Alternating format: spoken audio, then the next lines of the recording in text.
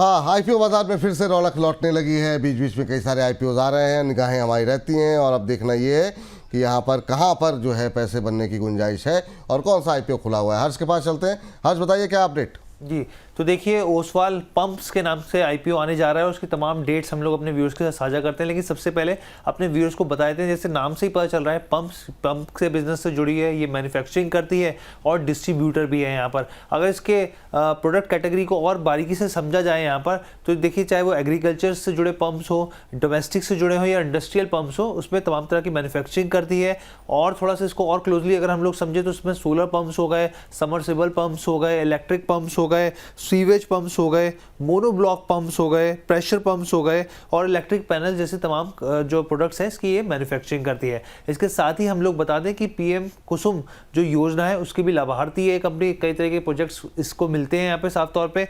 और इसके अलावा यहाँ पर आप देखिए तो मैन्युफैक्चरिंग फैसिलिटी है देश भर में कई सारी, और ये एक्सपोर्ट भी करती है, करीब 17 देशों में एक्सपोर्ट करती है, जिसमें आप एशिया स्पेसिफिक मान लीजिए और इसके अलावा मिडिल ईस्ट मान लीजिए और साथ ही यहाँ पे अफ्रीका कॉन्टिनेंट्स में भी यहाँ पर ये पंप्स जो है वो एक्सपोर्ट करती है। अब देखिए इंपॉर्टेंट तारीख के बारे में बता दें कब खुलने जा रहा है, तो यानी फ्राइडे यानी कि जून 13 को ये खुलने जा रहा है। अगर बंद होगा अगले हफ्ते उसके ट्यूसडे को जून 17 को ये बंद हो जाएगा। यहाँ पे अलॉटमेंट कब तक होता दिखेगा निवेशकों को, 18 जून को वेडनेसडे के दिन अलॉटमेंट होता हुआ दिखेगा। एक टेंटेटिव लिस्टिंग डेट निकलकर सामने आई है जो कि फ्राइडे है जून 20 की। तो ये हो गई डेट्स। अब हम लोग आपको बताए थे प्राइस बैंड से लेकर तमाम डिटेल्स यहाँ पर। तो देखिए इशू प्राइस बैंड कितने का है, 584 से लेकर 614 रुपये प्रति शेयर के भाव का प्राइस बैंड तय किया गया है। लॉट साइज देखें तो क्योंकि 24 शेयरों का लॉट साइज होगा यहाँ पे।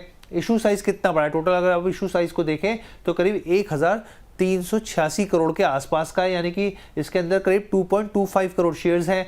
अगर आप फ्रेश इशू की बात करें, क्योंकि ओएफएस भी इसमें तो फ्रेश इशू का हिस्सा देखें तो करीब 890 करोड़ का है, जिसके अंदर 1.44 करोड़ शेयर्स यहाँ पर है। और ओएफएस की बात करें यहाँ पर तो करीब यहाँ पर 81 लाख शेयर्स हैं, जो कि इसका जो अगर आप देखें टोटल साइज तो 497 करोड़ का है यहाँ पर। इसके फाइनेंशियल्स पे नजर डाल लेते हैं, फटाफट से एक बार देख लेते हैं फाइनेंशियल्स क्या कहते हैं।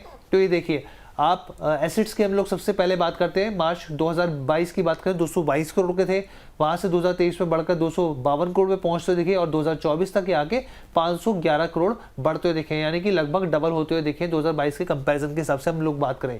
रेवेन्यू के मोर्चे पे क्या स्थिति है, 361 करोड़ जो 2022 में था, फिर 387 करोड़ पे पहुंचता दिखा 2023 में और 761 करोड़ बढ़ गया 2024 में। यानी कि यहाँ पर भी अगर कंपेयर करें तो डबल होता हुआ रेवेन्यू दिखा है पिछले सालों के मुताबिक। प्रॉफिट आफ्टर टैक्स की बात की जाए यहाँ पर तो 17 करोड़ था आप देखिए 2022 में, फिर 2023 आते आते 34 करोड़ हुआ, अब 98 करोड़ पे पहुंचता हुआ दिखा है। बहुत अच्छा jump profit and after tax में देखने को मिला है। लेकिन यहाँ पर देखिए बोरोइंग भी है यहाँ पे, तो बोरोइंग 88 करोड़ थी, वहां से घट के 59 करोड़ हुई 2023 में। अभी फिलहाल 2024 के हिसाब से देखें तो 75 करोड़ की बोरोइंग है। तो ये ओवरऑल आंकड़े डेट से लेकर तमाम कंपनी के फंडामेंटल्स और ये फाइनेंशियल्स।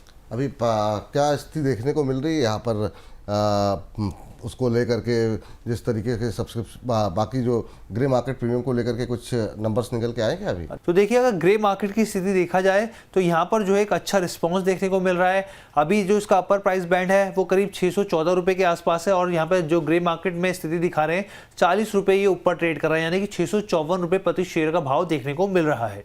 चल ठीक है आस्था मैम, हालांकि इस पर अभी बहुत चूँकि आज ही प्राइस बैंड डिक्लेयर हुआ है तो आगे भी आपसे डिटेल में बातचीत होगी, लेकिन कोई टिप्पणी अभी के लिहाज से आप कुछ करना चाहेंगी इसको लेकर के?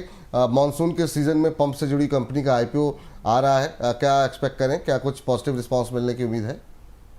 जी देखिए वैसे तो प्राइमा फेसी तो ठीक लग रहा है, लेकिन फिर भी इसमें बिल्कुल एक बार देखना डिटेल में पड़ेगा।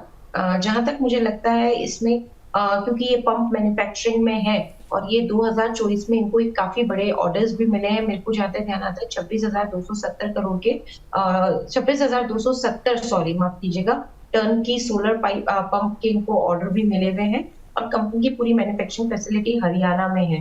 मुझे लगता है जिस तरह से इनके डिस्ट्रीब्यूटर नेटवर्क बढ़ रहा है वो भी काफी पॉजिटिव पॉइंट है। ओवरऑल मुझे लगता है कि एक ठीक आईपीओ रहना चाहिए, लेकिन फिर भी इसका डिटेल एनालिसिस आपके आने वाले शोज में करूंगी क्योंकि अभी तक हमने इस पे वर्किंग चालू की नहीं। कोई बात नहीं मैम, इसको आगे डिटेल में और डिस्कस करेंगे, लेकिन लोगों को बता दिया है कि एक और आईपीओ जो है सामने आ गया है, तो आप लोग तैयारी कर लीजिए। यहाँ पर अगर आगे चल करके जब खुलेगा तो और डिटेल में आपको बताएंगे क्या कुछ अलग अलग ब्रोकरेज हाउस कह रहे हैं, आस्था मैम का व्यू क्या है, बाकी जो हमारे एक्सपर्ट हैं उनका व्यू क्या है, तो वो आपको राय आगे आपको मिलती रहेगी। मैम, लीला आईपीओ को लेकर के आपकी कोई टिप्पणी रहेगी क्या? अभी जो लोग होल्ड कर रहे हैं, जैसे हमारे एक दर्शक हैं विशाल शर्मा जी, वो कह रहे हैं कि आस्था मैम से अगर राय मिल जाए तो आप कोई टिप्पणी करना चाहेंगी? देखिए, लीला आईपीओ की बात करें तो इसने मोर और लेस अपने इश्यू प्राइस के आसपास ही ये चलता रहा है, कभी थोड़ा नीचे कभी थोड़ा ऊपर। लेकिन मेरे हिसाब से ये लॉन्ग टर्म का कैंडिडेट है। जहां तक मैं यहाँ पे समझ के चल रही थी कि थोड़ा लिस्टिंग गेन होगा, लेकिन जिस तरह से मार्केट में हमने लिस्टिंग देखी तो लिस्टिंग तो फीकी हुई है इसकी। मैं लिमिटेड छोटे मोटे लिस्टिंग गेन ही मानती हुई चल रही थी, उस हिसाब के हुए नहीं है, लेकिन फिर भी यहाँ पे लॉन्ग टर्म के लिए मुझे लगता है कि अगर होल्ड किया तो ये रिटर्न देता हुआ नजर आएगा। तो लंबे नजरिए से इसको होल्ड कर लीजिए, और अगर आप अपना पैसा इसमें अटकाना नहीं चाहते तो वापस से इश्यू प्राइस के आसपास ही आता है, क्योंकि ऊपर नीचे ये ज्यादातर अपनी इश्यू प्राइस के आसपास ही मंडरा रहे हैं इसके भाव। जब से लिस्ट हुआ है 435 के आसपास, तो वहां पे भी चाहे तो एक बार एग्जिट कर सकते हैं, अगर सिर्फ और सिर्फ शॉर्ट टर्म का व्यू है। चल ठीक है, ये राय निकल करके आती हुई। हर्ष, बहुत बहुत शुक्रिया, थैंक यू आपका आज की इस डिटेल इस चर्चा में जुड़ने के लिए और बताने के लिए आईपीओ बाजार में क्या कुछ चल रहा है गतिविधियां। तो इस सेगमेंट को करते हैं यहीं पर समाप्त।